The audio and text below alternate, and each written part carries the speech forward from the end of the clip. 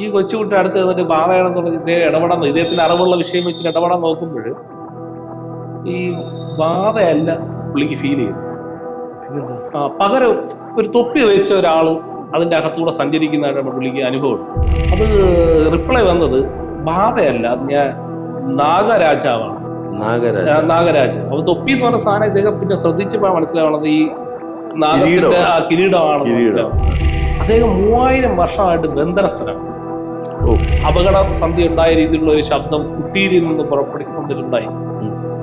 അത് കേട്ടോണ്ട ഈ അമ്മ കുട്ടി തിരിച്ച് അമ്മയെ നോക്കി, അവർ ഇങ്ങനെ പുറകോട്ട് തിരിഞ്ഞു നോക്കി, കുട്ടിയാണ് നോക്കിയത് ആദ്യം ഈ ശബ്ദം കേട്ടു. പക്ഷെ തിരിഞ്ഞു പോയതുകൊണ്ട് എനിക്ക് എൻ്റെ കർമ്മവസ്ഥ അനുസരിച്ച് ഈ സ്വാമിയുടെ പറഞ്ഞാണ് ഈ കുട്ടിയെ ജീവന് കൊണ്ടിരുന്നത്. അന്വേഷിച്ചപ്പോൾ അവര് അവിടെ വിട്ടുപോയി. പക്ഷെ ആ കുട്ടി മരിച്ചു. ആ സമയം ആ ഡേറ്റ് തന്നെ മരിച്ചു. അല്ലാച്ചി നമസ്കാരം. ഈ അനുഭവങ്ങൾ പലതും അങ്ങേക്ക് പറയാനുണ്ട്. അത് രസകരമായത് ചിലപ്പോൾ നമുക്ക് ഈ യുക്തിക്ക് നിരക്കാത്തതിലും ചില സമയത്ത് പറയുന്നത്. പക്ഷെ അവനവന്റെ അനുഭവങ്ങൾ അവനവന് വലുത് തന്നെയാണ്. ആയിരിക്കാനല്ല ആണ് അല്ല, മറ്റുള്ളവർ അങ്ങനെ കാണുമ്പോഴേ കളിയാക്കുമല്ലോ. അപ്പോ എന്തായാലും ഇത്തരം അനുഭവങ്ങൾ അങ്ങേക്ക് ഒരുപാടുണ്ട്. ഈ സങ്കല്പ ശക്തി, ഇപ്പോൾ നമ്മൾ പറയില്ലേ, ഞാൻ സങ്കല്പിച്ചുകൊണ്ട് ഈ ലോകം ഉണ്ടായി, ദൈവം പറയുന്നു, ഞാൻ സങ്കല്പിച്ചതുകൊണ്ട് മാത്രമാണ് ഇങ്ങനെ നടക്കുന്നത് എന്നങ്ങനെ പറയൂലേ. സങ്കല്പിക്കുമ്പോൾ തന്നെ അവിടെ അതുണ്ടാവും. അതെന്താണ് സങ്കല്പം എന്നുള്ള വാക്കുകൊണ്ട് നമുക്ക് അർത്ഥമാക്കുന്നത് എന്താണ്? നമ്മൾ മനസ്സിലൊരു കാര്യം ചിന്തിക്കുന്നു, അത് വിഭാവനം ചെയ്തു വരുന്നതാണ്. അതാണ് സങ്കല്പം എന്ന് പറയുന്നത്. ഇപ്പൊ കൂടുതൽ നടക്കുന്നത് മനസ്സിൽ തന്നെ. ഇപ്പൊ കർമ്മസിദ്ധാന്തം അനുസരിച്ച് മനസ്സിലാണ് കൂടുതൽ ചിന്തകൾ വരുന്നത്. നമ്മൾ മനസ്സിലാണല്ലോ കുറെ കാര്യങ്ങൾ ചിന്തിക്കുന്നത്. അത് കുറച്ച് വെളി പറയും, അതിലും കുറച്ച് മാത്രമേ പ്രവൃത്തി വരാറുള്ളൂ. ഇതാണ് അതിന്റെ സിസ്റ്റം കർമ്മത്തിന്റെ. അങ്ങനെയാണെങ്കിൽ ഇന്ന് കാണുന്ന വിമാനങ്ങൾ, സാറ്റലൈറ്റുകൾ, മനുഷ്യനുണ്ടായ എല്ലാ വികാസത്തിന് പിന്നിലും ഈ സങ്കല്പം തന്നെയാണ്. കാരണം എന്താണ്? ഒരു മനുഷ്യൻ സങ്കല്പിച്ചു കൂട്ടി എത്രയോ കാര്യങ്ങൾക്കിടയിൽ നിന്ന് അവൻ ചർച്ച ചെയ്ത് പ്രയത്നിച്ചതിന് ശേഷം ഉണ്ടായ കർമ്മം, ഏറ്റവും ചെറിയ കർമ്മമായിട്ട് ആണ് ഈ കാണുന്ന വലിയ ലോകം. അപ്പൊ സങ്കല്പം എന്ന് വെച്ച് കഴിഞ്ഞാൽ ആക്ച്വലി വലിയ സംഭവമാണ്. ഉണ്ട്. ഇനി നമുക്ക് സങ്കല്പിക്കാമല്ലോ. നമ്മൾ ഇവിടെ നിന്ന് കഴിഞ്ഞാൽ സങ്കല്പിച്ച ചന്ദ്രനിൽ വരുമ്പോ ഇല്ലേ, മനസ്സിന്റെ യാത്ര അത്ര ഫാസ്റ്റാണ്. വേദം പറയുന്നത് ഏറ്റവും ഫാസ്റ്റായ വസ്തു എന്നാണ് മനസ്സ് തന്നെയാണ്. മനോവേഗം എന്ന് തന്നെയാണ് പറയുന്നത്. മനസ്സാണ് ഏറ്റവും കൂടുതൽ വേഗം സഞ്ചരിക്കുന്നത്. അപ്പൊ മനസ്സിലാണ് സങ്കല്പം നടക്കുന്നത്. മനസ്സിന്റെ പ്രത്യേകത തന്നെ സങ്കല്പിക്കുക, വികല്പിക്കുക എന്നുള്ള രണ്ട് കാര്യങ്ങൾ ചെയ്യാൻ പറ്റും. അപ്പം സങ്കല്പം ഭയങ്കരമാണ്. പക്ഷെ ഈ സങ്കല്പിക്കാൻ എല്ലാവർക്കും പറ്റില്ല. സാധാരണ മനുഷ്യന് സങ്കല്പിക്കും. നിങ്ങളൊന്ന് സങ്കല്പിച്ച് നോക്കി, നമുക്ക് നമ്മുടെ ലോജിക്ക് ഒന്ന് അതിൽ തട്ടും. ലോജിക്ക് നമ്മുടെ ബുദ്ധിക്ക് ഒരു പ്രശ്നമാണ്. ഈ സങ്കല്പവും ബുദ്ധിയുമായിട്ട് ചേർന്ന് പോകില്ല. ഇപ്പൊ അങ്ങൊരു കാര്യം സങ്കല്പിക്കുകയാണ്. എന്താണ്? അങ്ങക്ക് പെട്ടെന്ന് ചിറക് മുളച്ചു, ആകാശത്തിങ്ങനെ പറന്നുയർന്നു പോവുകയാണ് എന്നിങ്ങനെ സങ്കല്പിക്കുന്ന സമയത്ത് നമ്മളെ ഉള്ളിൽ നിന്ന് വീണ്ടും ചിന്ത ഉണ്ടാവും, അങ്ങനെ ചിറക് മുളയ്ക്കും, അങ്ങനെ പോകാൻ പറ്റും, അങ്ങനെ പറക്കാൻ പറ്റും, അല്ലെങ്കിൽ ഇതെന്താ? നമ്മൾ തന്നെ നമ്മളോട് ചോദ്യം ചോദിച്ച് തടസ്സപ്പെടും. പക്ഷെ ഇതേ സങ്കല്പം സിനിമാക്കാരന്മാർക്കില്ലല്ലോ, സിനിമ ചെയ്യുന്ന ആൾക്കാർക്കില്ല, ഈ കഥാകൃത്തുകൾക്കില്ല. അതുകൊണ്ടല്ല അവര് സങ്കല്പത്തിൽ എന്തെല്ലാം കഥകൾ എഴുതുന്നു, അത്ഭുത കഥകൾ എഴുതുന്നു. ഈ സങ്കല്പവും സാങ്കല്പികവുമാണ്. രണ്ടു തന്നെ. സാങ്കല്പികം വെച്ചാൽ ഇല്ലാത്ത വസ്തുവിനെ നമ്മൾ ഉണ്ടാക്കി കാണുന്നതാണ് സാങ്കല്പികം. സങ്കല്പം അത് തന്നെയാണല്ലോ, ആക്ച്വലി ഇല്ല. പക്ഷെ അത് എന്ത് വരുന്നു? ഫലത്തിൽ വന്നു ചേരുന്നതാണ്. തീർച്ചയായും. അതാണ് ഞാൻ പറഞ്ഞത്. ഒരു 80% മാത്രമേ മനസ്സിൽ നടക്കുന്നുള്ളൂ. ഒരു 15% നമ്മൾ വാക്കാൽ പറയുന്നു. ഒരു 5%മാണ് റിസൾട്ടായിട്ട് വരുന്നത്. അപ്പൊ നമ്മൾ കാണുന്ന ഈ ലോകം മുഴുവൻ റിസൾട്ട് ആണെങ്കിൽ അത് 5%. ബാക്കി അത്രയും ഉള്ളിൽ നടന്നതാണ്, മനസ്സിൽ നടന്നതാണ്. അങ്ങനെ എന്നെ അത്ഭുതപ്പെടുത്തി. എനിക്ക് സങ്കല്പിക്കാനുള്ള കഴിവ് കുറവാണ്. ഞാൻ ഒരുപാട് ശ്രമിച്ചിട്ടുണ്ട്. നമ്മൾ മനോരാജ്യങ്ങളെ കാണുമെങ്കിലും അപ്പൊ കുട്ടിക്കാലത്ത് എന്റെ ഏറ്റവും വലിയ ആഗ്രഹമാണ് പറക്കാനുള്ള ആഗ്രഹം. അപ്പൊ ഞാൻ ഇങ്ങനെ എപ്പോഴും സ്വപ്നം കാണുന്ന പോലെ കാണില്ല, പറക്കുക എന്നുള്ളത് കാണും. പക്ഷെ നമുക്ക് മനുഷ്യന് പറക്കാൻ പറ്റില്ല. നമ്മൾ ഈ രാമായണത്തിലൊക്കെ കാണുന്നില്ല, ഹനുമാൻ പറന്നു വന്ന് കാണുന്നു. ഇതുപോലെ ഒന്ന് പറക്കാൻ പറ്റിയിരുന്നെങ്കിൽ ആഗ്രഹിക്കാത്ത എല്ലാ കൊച്ചുകുട്ടികളെല്ലാവരും അങ്ങനെ ആയിരിക്കും. അങ്ങ് ചിലപ്പോൾ അങ്ങനെ ചിന്തിച്ചിട്ടുണ്ടായി ഇതുപോലെ. പക്ഷെ എന്നെ അത്ഭുതപ്പെട്ട് സംഭവിച്ചു. എന്റെ ഒരു സുഹൃത്ത്, അതിന്റെ പേര് സ്വാമി കാലഭൈരവദാസ് എന്നാണ്. പിൽക്കാലത്ത് അറിയപ്പെടുന്നത്. തിരുവനന്തപുരത്തുകാരന. പൂർവ്വനാമം കൃഷ്ണകുമാർ എന്നാണ്. കൃഷ്ണകുമാർ മണ്ണറ എന്നാണ് അദ്ദേഹത്തിന്റെ പേര്. ഒരു അത്ഭുത വസ്തുവാണ് പുള്ളി. അതായത് ആ വസ്തു എനിക്ക് പിടികിട്ടാൻ വയ്യാത്ത രീതിയിലുള്ള അത്ഭുത സിദ്ധികൾ അദ്ദേഹത്തിനുണ്ട്. പക്ഷെ ലോജിക്കലി നമുക്ക് കണക്ട് ചെയ്യാൻ പറ്റാത്ത, ലോജിക്കലി ഒരിക്കലും വർക്ക് ചെയ്യില്ല. ലോജിക്കലി വർക്ക് ചെയ്യാത്ത സാധനങ്ങൾ പുള്ളിയുടെ കയ്യിൽ ഒരുപാട് സിദ്ധികളുണ്ട്. അപ്പം ഞാൻ അത്ഭുതത്തോടെ ചോദിച്ചിട്ടുണ്ട്, അങ്ങ് വല്ല യോഗ മാർഗത്തിലൂടെ സഞ്ചരിച്ചാണ് ഇതെല്ലാം കിട്ടുന്നത്? പുള്ളി പറഞ്ഞതാണ്, ഞാൻ ആന്ധ്രാപ്രദേശ് ജീവിച്ചിരുന്ന ഒരു ക്രിമിനലായിരുന്നു, ഒരു പ്രശ്നക്കാരനായ ഒരാളായിരുന്നു. എപ്പോഴായിരുന്നു? പൂർവ്വജന്മത്തിൽ. ശിവറാം എന്ന് പറഞ്ഞ ഒരാളായിരുന്നു, അങ്ങനെ ജീവിച്ച ആളാണ്. അതിനുശേഷം ഞാൻ ഇങ്ങനെ ചോദിച്ചത് ഇപ്പൊ അന്ന് വല്ല സാധനം ചെയ്തിട്ടുണ്ടോ എന്ന് പുള്ളിക്ക് ഇതുവരെ ബോധ്യപ്പെട്ടില്ല. പക്ഷെ എനിക്ക് മനസ്സിലാക്കാൻ കഴിയുന്നത് ഇപ്പൊ സിദ്ധി എന്ന് പറഞ്ഞ സാധനം ഉണ്ടാകും. ഉദാഹരണത്തിന് താല്പര്യവും പ്രയത്നവും കൂടി ചേരുമ്പോഴാണ് നമുക്ക് സ്കിൽ ഉണ്ടാവും, അല്ലേ? ഈ സ്കില്ല് നിരന്തരം നമ്മൾ പരിശീലിക്കുമ്പോൾ എന്തായി മാറും? ടാലന്റ് ആയിട്ട് മാറും. അപ്പൊ ഈ ടാലന്റോട് കൂടി ജനിക്കുന്ന ആൾക്കാരെ കണ്ടിട്ടുണ്ടോ? പാട്ട് പാടും. ഇപ്പൊ അങ്ങ് ഗായകനായിട്ട് അങ്ങനെ അറിയാൻ വരും, പാട്ട് പാടും, ജന്മന പാട്ട് പാടുന്നു, ജന്മന തന്നെ ചിത്രരചന നടത്തുന്നു. അതിനർത്ഥം എന്ന് വെച്ച് കഴിഞ്ഞാൽ ഏതോ ജന്മങ്ങളിൽ ഇവർ അധ്വാനിച്ചിരിക്കുന്നു, റിസൾട്ട് വന്നത് ഈ ജന്മത്തിലാണെന്ന് മാത്രമേ ഉള്ളൂ. മനസ്സിലായ? അപ്പൊ ആർക്ക് വേണമെങ്കിലും അപ്പൊ എന്തും ആയി തീരാം. അപ്പൊ എനിക്ക് പാട്ട് പാടാൻ കഴിവില്ലെങ്കിൽ ഞാൻ ഈ ജന്മം ഒരുപാട് ശ്രമിച്ചാൽ ചിലപ്പോൾ ഈ ജന്മത്തിലോ വരും ജന്മത്തിലോ പാട്ടുകാരനാവാം. അപ്പൊ താല്പര്യവും പ്രയത്നവും കൂടെ ചേരുമ്പോഴാണ് സ്കിൽ ഉണ്ടാവുന്നത്. അപ്പൊ ആർക്ക് വേണമെങ്കിലും സ്കിൽ ഉണ്ടാക്കിയെടുക്കാം. അതുകൊണ്ടാണ് ഇപ്പൊ നമ്മള് പല സ്കിൽ ഡെവലപ്മെന്റ്. അപ്പൊ അതുപോലെ സങ്കല്പം എന്നെ വല്ലാതെ അത്ഭുതപ്പെടുത്തിയ സംഭവം. എനിക്ക് അങ്ങനെ അത്രത്തോളം സങ്കല്പിക്കും. കാരണം എനിക്ക് ഈ ലോജിക്ക് പാർട്ട് കൂടുതൽ വർക്ക് ചെയ്യും. സങ്കല്പിക്കുമ്പോഴേക്കും എന്താണെന്നുള്ള ഞാൻ എന്നോട് തന്നെ ചോദിച്ചിട്ട് തടസ്സം ഉണ്ടാകും. അപ്പോഴേക്കും ഈ സ്വാമിയുടെ അടുത്ത് സംസാരിക്കാൻ വരുമ്പോൾ സ്വാമി എന്നെ അത്ഭുതപ്പെടുത്തി കിടന്ന സംഭവം. സങ്കല്പത്തിന്റെ ഒരു കഥ പറയും. ഒരുപാട് കാര്യങ്ങൾ ചെയ്യാറുണ്ട്. അത് പെട്ടെന്ന് മനസ്സിലാക്കിയ ഒരു കഥ പറയാം, അദ്ദേഹത്തിന്റെ അനുഭവത്തിലുള്ള. ബാംഗ്ലൂർ ഒരു ബാധ പ്രശ്നം വന്നിട്ട് ബാംഗ്ലൂർ ബാധ ഒഴിപ്പിക്കാൻ വേണ്ടി സ്വാമി പോവുകയാണ്. സ്വാമി അവിടെ ചെന്നപ്പോഴേക്കും ഒരു ഫ്ലാറ്റ്, പഴയ ഒരു ഫ്ലാറ്റാണ്. ആ ഫ്ലാറ്റിൽ ചെന്നു. അവിടെ അമ്മയുണ്ട്, കുട്ടിയുണ്ട്. കുട്ടിക്കാണ് ബാധ എന്നാണ് അനുഭവം ഉണ്ടായത്. അവിടെ ചെന്നത് കൊച്ചുകുട്ടിയാണ്. ഈ കൊച്ചുകുട്ടി അടുത്ത് ചെന്നിട്ട് ബാധയാണെന്ന് പറഞ്ഞ് ഇദ്ദേഹത്തിന് അറിവുള്ള വിഷയം വെച്ചിട്ട് ഇടപെടാൻ നോക്കുമ്പോൾ ഈ ബാധയല്ല പുള്ളിക്ക് ഫീൽ ചെയ്യുന്നു. പിന്നെന്താ? പകരം ഒരു തൊപ്പി വെച്ച ഒരാള് അതിന്റെ അകത്തൂടെ സഞ്ചരിക്കുന്നതായിട്ടാണ് പുള്ളിക്ക് അനുഭവം. വീടിനകത്ത് ഒരു നിഴല് പോലെ തൊപ്പി വെച്ചിട്ട് ഒരാള് സഞ്ചരിക്കുന്നു. അപ്പൊ കുറച്ചുകൂടെ സമയം എടുത്തിട്ട് പുള്ളിക്ക് ഒന്നും ചെയ്യാൻ പറ്റത്തില്ല, ബാധയാവാൻ പറ്റാതെ. ബാധ അല്ലാത്തൊരു വസ്തു എങ്ങനെ ബാധ ഉപദ്രവം എന്നുള്ള ചിന്ത ഈ തൊപ്പി വെച്ച ആളിനെ മറ്റുള്ള ആർക്കും അവർക്കാണ്. ഇദ്ദേഹത്തിന് ഒരു അത്ഭുത സിദ്ധി ഉള്ളതുകൊണ്ട് ഇദ്ദേഹം പറയുന്നതാണ്. ഇപ്പൊ ഇദ്ദേഹം കള്ളം പറയുന്ന ആളല്ലെന്ന് എനിക്കറിയാം. ആക്ച്വലി അതിനെനിക്ക് ലോജിക്കലി അംഗീകരിക്കാൻ പറ്റൂല. പക്ഷെ പുള്ളി കള്ളം പറയില്ല. കാരണം അത്ര ശുദ്ധനാണ് ആൾ. അപ്പൊ അദ്ദേഹം പറയുന്നു, ഞാൻ തൊപ്പി വെച്ച ഒരാളിനെ നിഴൽ രൂപത്തിൽ കാണുന്നുണ്ട്. അപ്പൊ ഞാൻ എന്ത് ചെയ്യുന്നു വെച്ച് കഴിഞ്ഞാൽ അതിനോട് ഈ മനസ്സുകൊണ്ടായിരിക്കും അദ്ദേഹം സംസാരിക്കും തോന്നുന്നു. ആരാന്നുള്ള രീതിയിൽ ഡീൽ ചെയ്യുമ്പോൾ അത് റിപ്ലൈ വന്നത് ബാധയല്ല, അത് ഞാൻ നാഗരാജാവാണ്. നാഗരാജാവ്. അപ്പൊ തൊപ്പി എന്ന് പറഞ്ഞ സാധനം ഇദ്ദേഹം പിന്നെ ശ്രദ്ധിച്ചപ്പോൾ മനസ്സിലാവണത് ഈ നാഗത്തിന്റെ കിരീടമാണെന്ന് മനസ്സിലാവും. അപ്പോ നാഗരാജാവ് എന്ന് പറയുമ്പോൾ അയാൾ പറഞ്ഞൊരു പ്രത്യേകത, നാഗരാജാക്കന്മാർ അനേകം ഉണ്ടെന്ന്. അപ്പൊ അതെനിക്ക് പുതിയ അറിവായിരുന്നു. നമ്മൾ ഈ സാധാരണ അമ്പലത്തിൽ പോയിട്ട് നാഗരാജാവ്, നാഗേക്ഷി എന്നൊക്കെ പറഞ്ഞിട്ട് നമ്മൾ കാണുന്ന ഒരു സങ്കല്പമുണ്ട്. പക്ഷേ ഇത് പറയുന്നു, അദ്ദേഹത്തിന്റെ പേര് പറഞ്ഞു, ഞാൻ പെട്ടെന്ന് ഓർക്കുന്നില്ല പേര്.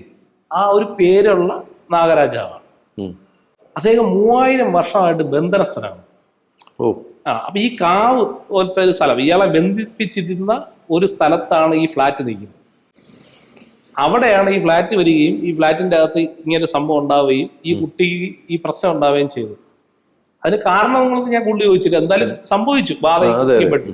പക്ഷെ ബാധയല്ല. അപ്പൊ ഇദ്ദേഹം ചോദിച്ചു, അങ്ങനെയാണെങ്കിൽ ഈ കുട്ടിയെ വിട്ടു പോകണമല്ലോ, എന്ത് ചെയ്യണമെന്ന് ചോദിച്ചു. അപ്പൊ പുള്ളി പറഞ്ഞു, ഞാൻ 3000 വർഷമായിട്ട് ബന്ധനമാണ്, എന്നെ മോചിപ്പിക്കാൻ പറ്റണം. പുള്ളി ചോദിച്ചു, എന്ത് ചെയ്യണം? അപ്പൊ അദ്ദേഹം കുറെ ലിസ്റ്റ് കൊടുത്തു. അതിങ്ങനെ ഇത്ര ആന, ഇത്ര കുതിര, ഇത്ര വാദ്യമേളങ്ങൾ, ഇത്ര ആഘോഷങ്ങൾ, ഇത്ര വലിയ പൂജ കാര്യങ്ങൾ, അങ്ങനെ പറഞ്ഞൊരു ഗംഭീരമായ സാധനം. കാരണം ഒരു ഏകദേശം 1.5 കോടി രൂപ ചിലവാക്കിയാലേ ചിലപ്പോൾ എന്ത് ചെയ്യാൻ പറ്റുള്ളൂ, ഇത് പോകും. അത് പറഞ്ഞു കേട്ടപ്പോൾ എനിക്ക് പെട്ടെന്ന് എന്റെ ദൃശ്യം വന്നു വെച്ച് കഴിഞ്ഞാൽ അലാവുദ്ദീൻ സിനിമ ഉണ്ടല്ലോ, അതിലൊരു ഈ അലാവുദ്ദീൻ വന്നിട്ട് പെട്ടെന്ന് ഒരു ലിസ്റ്റ് പറയുമ്പോൾ ഭൂതം ഉടനെ ചെയ്തു കൊടുക്കുമല്ലോ, ആനയും കുതിരയൊക്കെ വന്നിട്ട് അലാവുദ്ദീൻ എന്റെ പുറത്ത് പോയി വാദ്യമേളാദികളും ഒക്കെ സാധനം. അപ്പൊ ഞാൻ ഇങ്ങനെ മനസ്സിൽ ചിന്തിക്കുകയാണ്, ഇതുപോലെയൊക്കെ ആണോ? അപ്പൊ ഈ സ്വാമി എങ്ങനെ അതൊക്കെ ചെയ്തു കൊടുക്കാൻ വേണ്ടി പറ്റൂല, ഇത് ഫെയിലായി പോകും. എന്നെ അപ്പൊ ചിന്തിക്കുക അദ്ദേഹം പറഞ്ഞുകൊണ്ടത്. അപ്പൊ പുള്ളി പറഞ്ഞു ചെയ്യാമെന്ന് പറഞ്ഞു. ചെയ്യാന്ന് സ്വാമി പറഞ്ഞു. അപ്പൊ എന്നെ അത് കുറച്ച് അത്ഭുതപ്പെടുത്തി. അപ്പൊ ഈ സ്വാമി എന്ത് ചെയ്തു വെച്ച് കഴിഞ്ഞാൽ ഇത്രയും കാര്യങ്ങൾ, ഈ നാഗരാജ ആവശ്യപ്പെട്ട എല്ലാ ഉപചാരങ്ങളും ഇതെല്ലാം സങ്കല്പത്തിൽ സൃഷ്ടിച്ചു എന്നാണ് പറഞ്ഞത്. അപ്പൊ ഇത് ഈ കുട്ടിയുണ്ട്, കുട്ടിയുടെ അമ്മയുണ്ട്, അവർക്കിത് ഭൗതികമായി കാണാൻ പറ്റുന്നതല്ല, അവർ കാണാൻ പറ്റുന്നതല്ല. പക്ഷെ ഇദ്ദേഹം അത് ചെയ്തു എന്നാണ് പറയുന്നത്. ഇത് ചെയ്യുകയും അപ്പൊ ഈ സ്വാമിക്ക് തന്നെ അത്ഭുതമാണ്. കാരണം സ്വാമി പൂർവ്വജന്മത്തിലുള്ള സിദ്ധിയാണ്, ഈ ജന്മത്തിൽ അധ്വാനിച്ചിട്ടുള്ളതല്ല. അപ്പൊ അദ്ദേഹത്തിന് ഇതിന്റെ കാര്യകാരണങ്ങളൊന്നും കണക്ട് ചെയ്യാനുള്ള കഴിവൊന്നുമില്ല. പക്ഷെ അദ്ദേഹം ഇത് ചെയ്തു, സങ്കല്പിച്ചു, അത് പുള്ളി അക്സെപ്റ്റ് ചെയ്തു. ഏത് നാഗരാജാക്കന്മാരിൽ ഒരാൾ എന്നുള്ളതാണ് അക്സെപ്റ്റ് ചെയ്യും, ഇതേ വിട്ടുപോകാൻ തയ്യാറാണെന്ന് ചെയ്തു. പക്ഷെ അതേ ഒരു കണ്ടീഷൻ പറഞ്ഞു. ഇതിന്റെ ഈ സങ്കല്പത്തിനെ കൊണ്ട് പറഞ്ഞു വെച്ച് കഴിഞ്ഞാൽ സമുദ്രത്തിൽ ഇതെല്ലാം കഴിഞ്ഞതിന് ശേഷം സമുദ്രത്തിൽ ഇദ്ദേഹത്തിന് എന്തോ കർമ്മം ചെയ്ത് വിടണമെന്നാണ് പറഞ്ഞിരുന്നത്. അപ്പൊ അവിടെ സമുദ്രമില്ല, തൊട്ടപ്പുറത്തൊരു പുഴയാണുള്ളത്. ഈ സ്വാമി ആ പുഴയെ സമുദ്രമായി സങ്കല്പിച്ച് ആ സമുദ്രത്തിൽ ഇദ്ദേഹത്തിന് വേണ്ടിയുള്ള സംവിധാനങ്ങൾ ചെയ്തു എന്നാണ് പറഞ്ഞത്. ഇപ്പൊ ഇതൊക്കെ ലോജിക്ക് നമുക്ക് നിരക്കാത്ത സാധനങ്ങളായിരിക്കാം, പക്ഷെ സ്വാമി അത് ചെയ്തു, അത് പുള്ളി അക്സെപ്റ്റ് ചെയ്തു. ഏത് ഈ ബാധയായിട്ട് അംഗീകരിച്ചു. അപ്പൊ പിന്നെ അദ്ദേഹം ഒരു കാര്യം പറഞ്ഞു, നിങ്ങൾ എന്നെ ഈ സമുദ്രത്തിൽ എല്ലാരും വിട്ടിട്ട് തിരിച്ചു പോണ വഴി വരുമ്പോ തിരിഞ്ഞു നോക്കരുത്.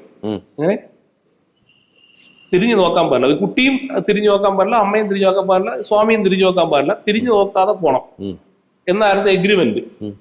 അങ്ങനെ ഓക്കെ പറഞ്ഞിട്ട് അത് ഇവര് മൂന്നുപേരും കൂടെ ഈ പറഞ്ഞ അടുത്തുള്ള പുഴയിലേക്ക് പോകുന്നു. അവിടെ ഈ സമുദ്രമായി സങ്കല്പിച്ച് സ്വാമി ചെയ്യുന്നു. ഈ അമ്മയും മകനും ഒന്നും മനസ്സിലാകാത്ത അവസ്ഥയിലായിരിക്കും. കുട്ടി ചിലപ്പോൾ അറിയപ്പെട്ടുകൊണ്ട് അതിന് ബോധം ഉണ്ടാവണമെന്നില്ല, പക്ഷെ അമ്മയ്ക്ക് ബോധമുണ്ട്. അവര് വെറുതെ പുഴയിലൊക്കെ കേട്ട് നിൽക്കുകയായിരിക്കാം. പക്ഷെ ഈ സ്വാമി ഇതെല്ലാം സങ്കല്പിച്ചെല്ലാം ചെയ്തതിനു ശേഷം അവരുടെ അടുത്ത് പറഞ്ഞ് തിരിഞ്ഞു നോക്കരുത്, എന്ത് ശബ്ദം കേട്ടാലും എന്ന് ഉറപ്പിച്ച് പറഞ്ഞിരുന്നു. സ്വാമിയുടെ അടുത്ത് പറഞ്ഞുകൊണ്ട് അപ്പൊ എന്ത് ചെയ്തു, ഇവര് തിരിച്ചുപോയി. അപ്പൊ ഒരുമിച്ച് നടന്നു പോയി കഴിഞ്ഞ ഉടനെ ഈ കുട്ടിയുടെ അതേ ശബ്ദത്തിൽ ഉള്ള ഒരു നിലവിളി, ഒരു പ്രശ്നം എന്നുള്ളതിൽ അത് ഒരു വല്ലാത്തൊരു അപകട സന്ധി ഉണ്ടായ രീതിയിലുള്ള ഒരു ശബ്ദം കുട്ടിയിൽ നിന്ന് വന്നിട്ടുണ്ടായി. അത് കേട്ടോണ്ട ഈ അമ്മ കുട്ടി തിരിച്ച് അമ്മയെ നോക്കി, അവ ഇങ്ങനെ പിറകോട്ട് തിരിഞ്ഞു നോക്കി, കുട്ടിയാണ് നോക്കിയെന്ന് തോന്നുന്നു ആദ്യം ഈ ശബ്ദം കേട്ടിട്ട്. ഈ പുഴയുടെ ഭാഗത്തേക്ക്, അതായത് സങ്കല്പത്തിൽ അത് സമുദ്രമാണ്, അത് നോക്കിയാണ്. അപ്പോഴേക്കും ഉടനെ ഈ നാരാജ് പറഞ്ഞു, ഞാൻ എന്നെ മോചിപ്പിക്കപ്പെട്ടു ഞാൻ, പക്ഷെ തിരിഞ്ഞു പോയതുകൊണ്ട് എനിക്ക് എന്റെ കർമ്മവസ്ഥ അനുസരിച്ച് ഈ സ്വാമിയുടെ പറഞ്ഞാണ് ഈ കുട്ടിയെ ജീവനും കൊണ്ടേ പോകാൻ പറ്റുള്ളൂ. അതായത് അതിന്റെ ഒരു എന്തോ ഒരു ഇമ്പാക്ട് കൊണ്ട് ഈ കുട്ടിയുടെ ആയുസിനെ ബാധിക്കുമെന്നാണ് ഈ നാഗരാജ ഈ സ്വാമിയുടെ പറഞ്ഞത്. സ്വാമി ഒരിക്കലും അമ്മയുടെ പറയില്ല ഈ സംഭവം, എന്റെ അടുത്ത് പറഞ്ഞതാണ്, പറയുന്നില്ല. പക്ഷെ ഈ കുട്ടിയെ എന്ത് ചെയ്തു, കുട്ടി അമ്മയായിട്ട് അവിടെ തിരിച്ചു പോകുന്നു. ഈ നാഗരാജാവ് അവസാനം പറഞ്ഞു, സ്വാമി ഇരുന്ന് പറഞ്ഞാണ്, 3000 വർഷത്തിലുമായിട്ട് ഞാൻ ബന്ധനസ്ഥരായിരുന്നു. എനിക്ക് ഞാൻ ആഗ്രഹിച്ചവരുടെ ഉപചാരങ്ങളൊക്കെ നൽകി എന്നെ മോചിപ്പിച്ചതിന് അങ്ങേക്ക് ഞാൻ എന്ത് നൽകണമെന്ന് ചോദിച്ചു, പകരമായി എന്ത് നൽകണമെന്ന് ചോദിച്ചു. അപ്പോൾ സ്വാമി സാധാരണ മനുഷ്യരെക്കാലം കുറച്ച് ക്വാളിറ്റി ചോദിക്കുക, പക്ഷെ സ്വാമി അങ്ങനെയല്ല, സ്വാമി വളരെ ഹൃദയശുദ്ധിയുള്ളതാണ്. സ്വാമി കാലപതി പറഞ്ഞു, എനിക്കൊന്നും വേണ്ട, എനിക്ക് അങ്ങനെ ഒരു അവസരം കിട്ടിയത് തന്നെ ഒരു ഭാഗ്യം. ഇപ്പൊ എന്റെ ജീവിതത്തിൽ ഞാൻ അറിയുന്നില്ല, ഇവിടെ വന്നു ചേരുന്നു, ഇങ്ങനെ ഒരു സംഭവം കാണുന്നു, ഇതിൽ ഭാഗമാവാൻ കഴിയുന്നു, അതിൽ ഞാൻ വളരെ സന്തോഷവാനാണ്. അത് തന്നെ ധാരാളം, എനിക്കൊന്നും വേണ്ടാന്ന് പറഞ്ഞു. പക്ഷെ അപ്പോഴേക്കും ഈ നാഗരാജ് പറയുന്നു, അങ്ങനെ പറ്റില്ല, എന്തെങ്കിലും അദ്ദേഹം ചെയ്ത് പറ്റുള്ളൂ. അപ്പൊ പറഞ്ഞു, അങ്ങനെയാണെങ്കിൽ അങ്ങേക്ക് ഇഷ്ടമുള്ള ചെയ്തോളൂ എന്ന് പറഞ്ഞിട്ട് സ്വാമി പറഞ്ഞു. അപ്പൊ പെട്ടെന്ന് തന്നെ ഈ നാഗരാജാവ് ഇദ്ദേഹത്തിന്റെ ദേഹത്ത് തൊട്ടിട്ട് നമ്മുടെ ശരീരത്തുള്ള നാഗോർജത്തിന്റെ, അതായത് അനാട്ടമി തെളിഞ്ഞു വരുത്തുകയും നമ്മളെ നാഡീ നരമ്പുകളുടെ അതിന്റെ അകത്തുള്ള വായുവിന്റെ പ്രവാഹങ്ങൾ, ഇത്തരം കാര്യങ്ങളിലൊക്കെ ചികിത്സ ചെയ്യാനുള്ള ഒരു കഴിവ് ഇദ്ദേഹത്തിന് നൽകിയെന്നാണ്. ഇപ്പോഴും പുള്ളി ചികിത്സ ഇപ്പോഴും ഉണ്ടാവും. എനിക്ക് ഗുണം ഉണ്ടായിട്ടുണ്ട്. കാരണം എന്റെ ജീവിതത്തിൽ പ്രശ്നം ഉണ്ടായപ്പോൾ അദ്ദേഹം വന്നിട്ട് എനിക്ക് പെട്ടെന്ന് തന്നെ അത് ക്ലിയർ ചെയ്ത് തന്നു.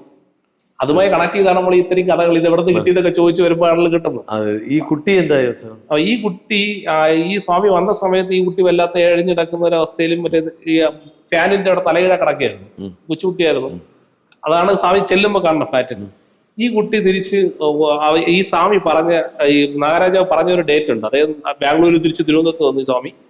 വന്നതിന് ശേഷം ഈ കലണ്ടറിൽ ഈ ഡേറ്റ് കുറിച്ചിട്ട് ഇത്ര ദിവസം എന്നാ പറഞ്ഞു തന്നെ അതിന്റെ കുട്ടിയുടെ ആയുസിന്റെ കുറച്ച്. അത് ആ സമയമായപ്പോഴേക്കും ഈ സ്വാമിയെ തള്ളയിട്ടെന്ന് പറഞ്ഞു, നമുക്ക് കുട്ടീൻ്റെ തള്ളയിട്ടെന്ന് പറഞ്ഞു, എങ്ങനെയാണ് കുട്ടിക്ക് ഉണ്ടാവാൻ സാധ്യത ഉണ്ടെന്ന് പറഞ്ഞു.